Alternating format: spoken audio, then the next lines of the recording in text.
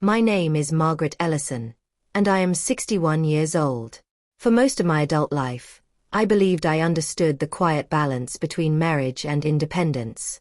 My husband, Thomas, was always the ambitious one, the restless one, the one who lived for the feeling of his hands on the wheel of something bigger than himself. I, on the other hand, found contentment in steadiness. I taught literature at the community college, tended my garden, and kept our home running with a gentle, deliberate rhythm. Thomas used to tell me my calmness kept him sane, though I didn't realize until much later that what he really meant was that he depended on my quiet compliance. Our life was never glamorous, but it was comfortable, and I thought we were partners. I contributed financially during the early years, supported him through the first risky investments, and even co-signed on the loan that helped him buy into the manufacturing shop that later became his life's pride. I never wanted credit for that. I thought marriage, at its core, was the sum of small mutual sacrifices. But as the years went on, Thomas began treating his business like his private kingdom. He spoke about it as though it were a fortress only he had the right to enter.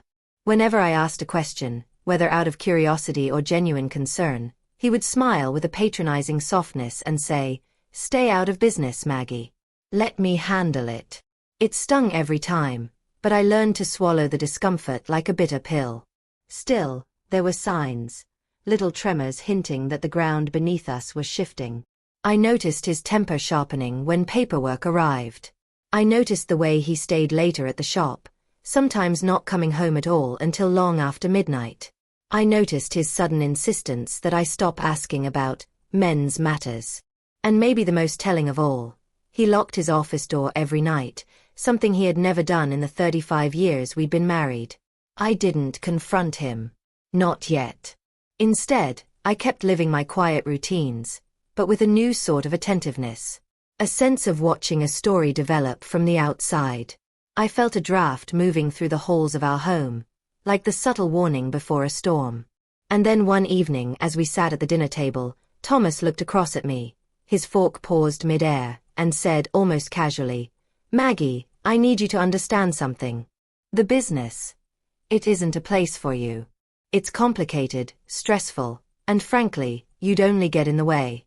So please, stay out of it." His tone was calm, but the message was clear. I was a spectator in a life I had helped build. I nodded, but inside, something shifted. A quiet awareness that I had been dismissed not just from a business, but from my own marriage's truth. I didn't yet know what he was hiding. I didn't yet know what he feared I might discover. But his insistence, his need to shut me out, became the first unmistakable sign that my story was about to change. And I, for the first time in decades, felt something awaken inside me. Something steady, sharp, and unwilling to be patronized any longer. The storm was coming, and I would meet it head-on. The unraveling began on a Thursday afternoon, in the most ordinary place, the grocery store. I was standing in the checkout line when I overheard two men behind me talking. I recognized one of their voices before I even turned. It was Greg Stanton, one of the senior machinists from Thomas's shop. He didn't see me, and I didn't intend for him to. I just listened in silence as he told his friend, "Yeah, Tom's been scrambling. If he can't buy out his partner's share soon, the place might end up sold off in pieces." Bought out his partner's share? That was news to me. Thomas had never mentioned any financial trouble. He had spoken only of the business growing, expanding into new contracts, becoming more profitable each year. But Greg's tone wasn't the tone of expansion. It was the tone of people at the edge of a cliff. I paid for my groceries and walked slowly to my car, Greg's words echoing in my ears.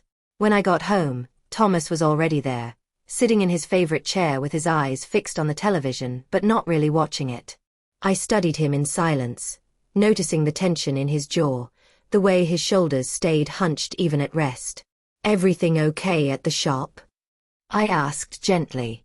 He didn't even look at me. "Fine. Just the usual stress." I waited. "Are you sure?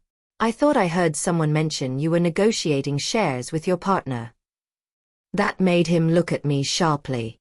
Maggie, he said, his voice edged with warning. I told you to stay out of business. Don't ask questions you don't need answers to.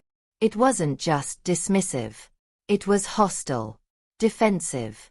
And I knew immediately that Greg's conversation had not been idle speculation. Something was very wrong. That night, after Thomas went to bed, I sat at the kitchen table staring at the dark window, listening to the hum of the refrigerator and the distant sounds of our quiet neighborhood. I felt a heaviness in my chest, a mixture of worry, confusion, and something else I hadn't dared name yet. Then came the second blow. A letter arrived the next morning, addressed jointly to Thomas and me. It was from the bank, one we had used years ago. Inside was a notice about the refinancing of the business loan. My co-signature was still legally attached to it. And now the loan was being called into question due to substantial delinquency. My hands trembled as I read those words. Delinquency. Not a word that belonged anywhere near Thomas's successful business. When he came into the kitchen, still groggy, I handed him the letter silently. He glanced at it, muttered something under his breath, and then, instead of explaining, he snatched it from my hands. I'll take care of it, he said curtly. Don't worry about things you can't understand. Something inside me broke at those words, something small but essential. The idea that my intelligence, my partnership, my decades of contribution, could be dismissed with such coldness. He walked away, the letter crumpling in his grip. And in that moment, I realized two things with absolute clarity. First, Thomas wasn't just hiding something from me. He was drowning. Second, he intended to let us both sink without ever telling me the truth. But he had forgotten something about me, something I had forgotten myself. I am not a woman who watches her own life collapse without asking why. And I was done staying out of business. To understand the depth of betrayal, I needed to look backward, to the beginning of our shared story, back when partnership meant something real. Thomas and I met when I was 22, a graduate student consumed by books and ideas. He was 26, working as a mechanic with a stubborn optimism that made him look at the world as though every locked door existed just for him to pick it open.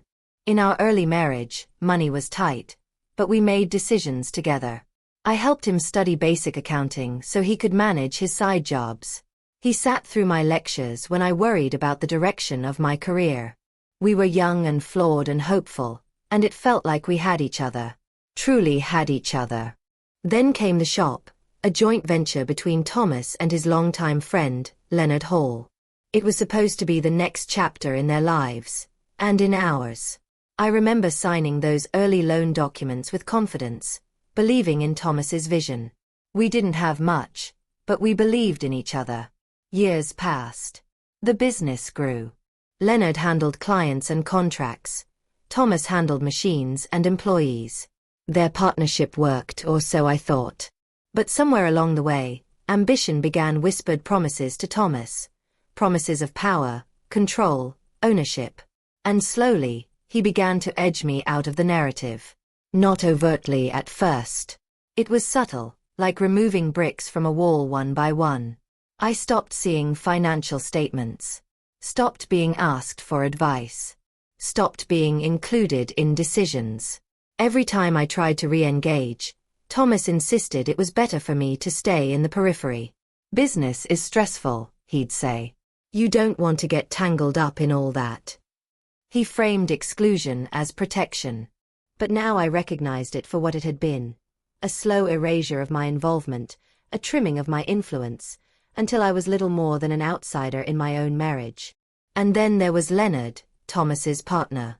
He had always been more transparent, more balanced. But years ago, after his wife fell ill, Leonard had stepped back from the business. Thomas had taken over more responsibilities. And now, it seemed, Thomas wanted the whole shop to himself.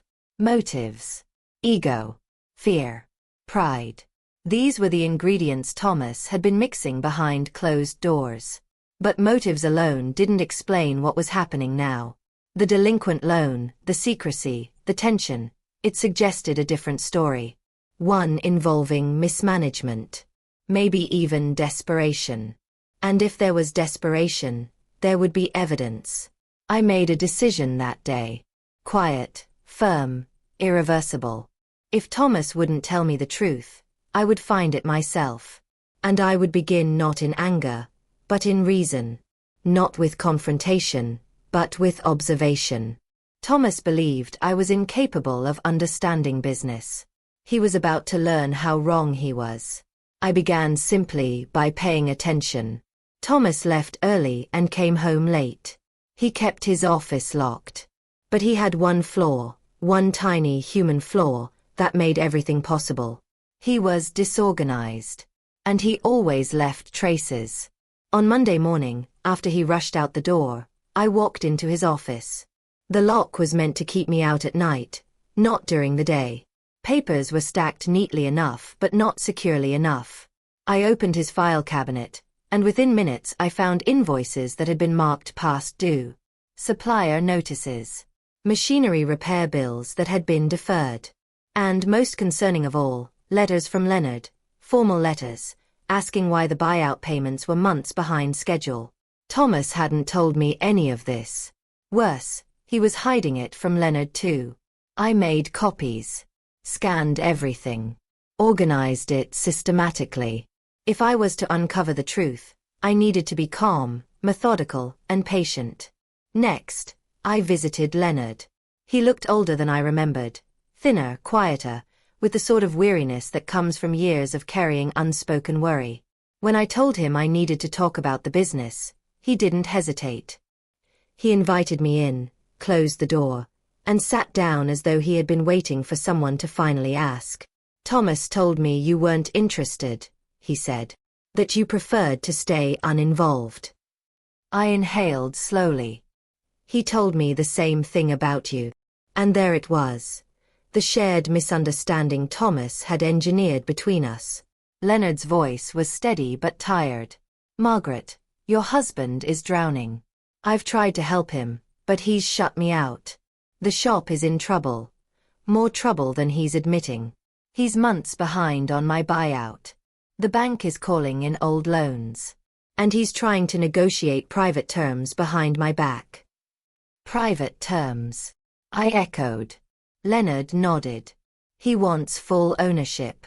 But he doesn't have the capital. He's promised money he doesn't have. I felt my pulse steady, not with fear, but with clarity.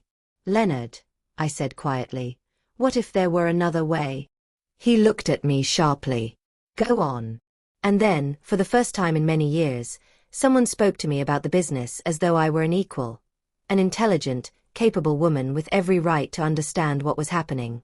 I told him the truth, that I wanted transparency, not control. That I wanted to protect our shared financial interests. That Thomas had shut me out for too long. Leonard listened carefully. And then he said the words that turned my investigation into a plan. If you ever wanted to buy my share, he said, I'd sell to you before I'd ever sell to an investor. You understand stability. And frankly, I trust you more than I trust your husband right now. I didn't react outwardly. But inside, a path opened. Quiet, ethical, logical. A way to protect us both. A way to get answers. A way to uncover the full truth. And perhaps a way to hold Thomas accountable, not with rage or revenge, but with clarity and documentation. The first step of my plan was about to begin. With a signature. And silence. The process took weeks. Quiet meetings with Leonard. Careful reviews of financial ledgers. Consultations with a lawyer I trusted. All of it done deliberately, gently, without disruption. I didn't move in anger. I moved in understanding. The more I learned, the clearer the picture became. Thomas had been siphoning money from the business for nearly a year to fund a series of impulsive investments, risky ventures he believed would make him independent. He had lost nearly all of it. Then, desperate, he began hiding the losses from Leonard, from the employees, and from me. He wasn't malicious. He wasn't cheating in the traditional sense. He was simply drowning in pride, unable to admit he had failed. The buyout he promised Leonard was impossible. The debts he owed were growing. And every time he dismissed me, every time he told me to stay out of business, he was shielding himself from the reality he couldn't face. I documented everything, organized every invoice, recorded every discrepancy. Not for revenge, for truth. And on the day I signed the final paperwork purchasing Leonard's 50% stake, I felt no triumph. Only quiet resolve. I became half owner of the business my husband claimed I knew nothing about.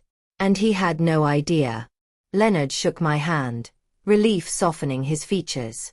You'll do right by the shop, he said. And by the people. I intend to, I replied.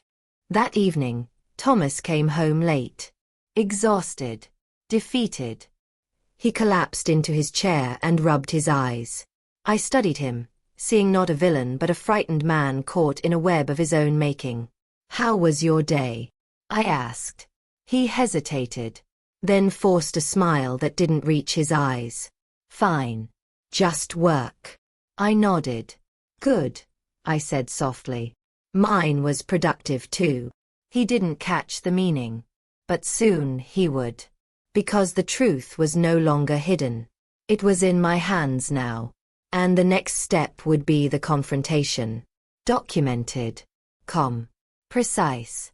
The only kind of revenge I believed in. I chose a Sunday afternoon. The one time Thomas couldn't claim he was rushing out the door or overwhelmed by work. He was in his workshop behind the house, polishing tools he rarely used anymore. I stepped inside with a folder of documents in my hand. Thomas, I said gently, we need to talk. He glanced up, already annoyed. Maggie, not now. I've had a long week. I know, I said. Sit down. Please. Something in my tone made him obey. I placed the folder on the workbench and opened it slowly. You told me to stay out of business. But I need you to listen carefully. His jaw tightened. I said we shouldn't. This, I interrupted, tapping the papers, is our business. And you have been hiding it from me. I laid out the documents one by one. Supplier debts. Bank notices. Delayed payroll logs. The lost investments. Leonard's unanswered letters. And finally, the paperwork showing my purchase of Leonard's share. Thomas stared as though the world had tilted. What is this? He whispered. The truth, I said calmly. The truth you refused to tell me. He swallowed hard. You bought his share? Without telling me. Maggie, that's... I bought it, I said, steady and deliberate, because someone had to take responsibility. Someone had to protect our home, our finances, the employees, and the business you've been pretending to manage. He opened his mouth, but no words came. I continued, my voice even. This isn't about punishment. It's about accountability. You shut me out for years. Not because I was incapable, but because you were afraid. Afraid I would see the mistakes. Afraid I would see you struggling. His eyes softened, guilt, shame, vulnerability cresting through the wall he had built. I didn't want you to think I'd failed, he whispered. I exhaled slowly. Thomas, failure isn't the problem. Hiding it is. Silence. Then he said the only honest thing he had said in months. What happens now? I closed the folder. Now, you and I run this business together. Transparently. Ethically. As partners. Or you step aside and let me stabilize it without you. His eyes widened. You'd run it without me? If you choose not to do the work, I said calmly. Yes. The ultimatum hung in the air. Not a threat. A truth. Thomas stared down at his hands for a long time.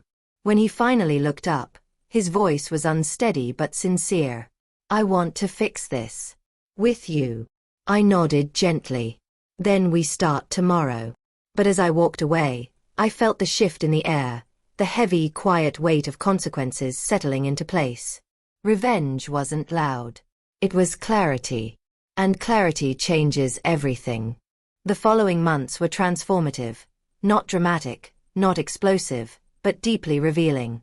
Thomas had to face every debt, every mistake, every uncomfortable conversation he had avoided.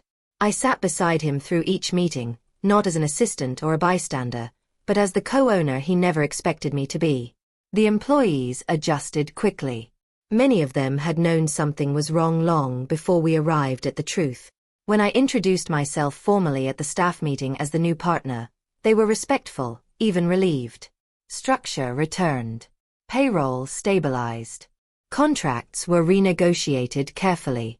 I hired a financial consultant to create a long-term recovery plan. And Thomas, he changed. Slowly. Sometimes painfully. But undeniably. He apologized to Leonard, not with bravado but with humility. He apologized to the employees for the months of uncertainty. And eventually, after many late nights spent reviewing paperwork, balancing budgets, confronting the decisions he had once hidden, he apologized to me. Not performatively. Not defensively. Just quietly, with sincerity. I let pride ruin everything, he said one evening as we reviewed the final debt consolidation plan. I thought if I owned the whole business, I'd finally be enough. I didn't realize I already was. Or could have been. With you. I closed the ledger gently. You weren't the only one who changed, Thomas. I let myself accept being pushed aside. I let silence become a habit. We can both do better. The shop recovered. Not overnight, but steadily. Profit margins returned.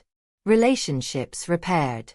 The sense of shared purpose became stronger than it had ever been. And Thomas learned something I had long understood. Power isn't control. It's responsibility. And responsibility is best shared. The consequences of his secrecy had reshaped every part of his life. But they had also rebuilt something unexpectedly tender. An honest partnership rising from the ashes of deception. Still, there remained one final part of the story. The reflection. The moral. The reason I chose to tell this tale at all. Now, as I sit at my kitchen table months later, with the business stable and our marriage transformed into something more truthful, I think often about the moment Thomas told me to stay out of business. Those words could have broken us permanently. Instead, they became the turning point. I am 61 years old, and I have learned this. Silence is not peace. Obedience is not partnership. And trust is not blindness. Revenge, in my world, is not about destruction. It is about restoration. It is the quiet, steady insistence on truth.